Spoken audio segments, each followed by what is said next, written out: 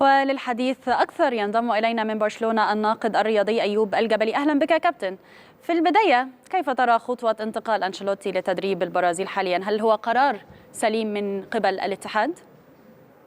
صباح الخير، muy buenos días. تحية لك في الاستوديو ولكل متابعي ومشاهدي قناتكم.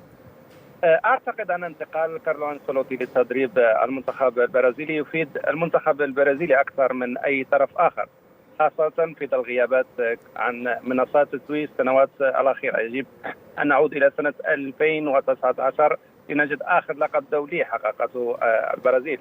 كارلو أنشيلوتي حاليا هو أفضل مدرب في تاريخ كرة القدم العالمية، وهو المدرب الأكثر تتويجا في تاريخ ريال مدريد، حيث قاد الفريق لتحقيق 15 لقبا مهما جدا، متفوق على أفضل مدرب سابق اللي هو فيكتور مونيوز. منتخب البرازيل سيستفيد كثيرا من التعاقد مع كارلو أنشيلوتي، لأنه مدرب يعرف جيدا نجوم البرازيل مثل فينيسيوس، رودريغو، اندريك، إيدر ميليتاو والعديد من النجوم الآخرين الذين يلعبون في نفس الدوري. كما يعرف أيضا أنشيلوتي يمنح الفرص للاعبين الشباب، وبالطبع إن كانت البرازيل تريد العودة للمنافسة فلا يوجد مرشح أفضل من كارلو أنشيلوتي. برأيك إلى أي مدى تتناسب الخطط التكتيكية لكارلو أنشيلوتي مع طبيعة لاعبي البرازيل المهرية؟ أعتقد أن الأمر ليس بهذه الأهمية يعني التكتيكية. يعني نرى بأن كارلو أنشيلوتي كان صديقا للاعبين الريال مدريد. سمعنا تصريحات اليوم بأنه لم يكن يضرب اللاعبين ساخرا.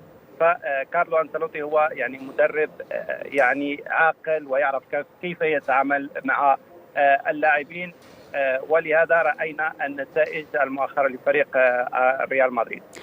إذن هل يمكن أن نقول أن خطوة يعني انتقال أنشيلوتي لتدريب منتخب البرازيل هي خطوة لإعادة ترتيب أوراقه الفنية بسبب اختلاف الأجواء بين تدريب المنتخبات وغيرها من الأندية؟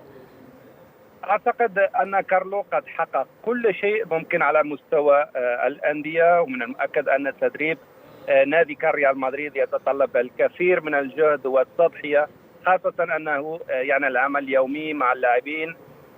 حاليا أنشيلوتي أصبح الآن في سن متقدمة، ولم يعد لديه نفس العطش السابق للبطولات، بل أصبح يطمح لنوع جديد من التحديات.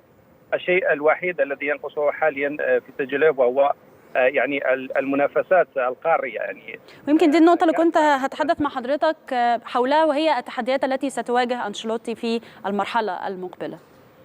نعم بالفعل، يعني هي مسيرة مرحلة جديدة لكارلو أنشيلوتي بعد فوزه بكل الألقاب الممكنة.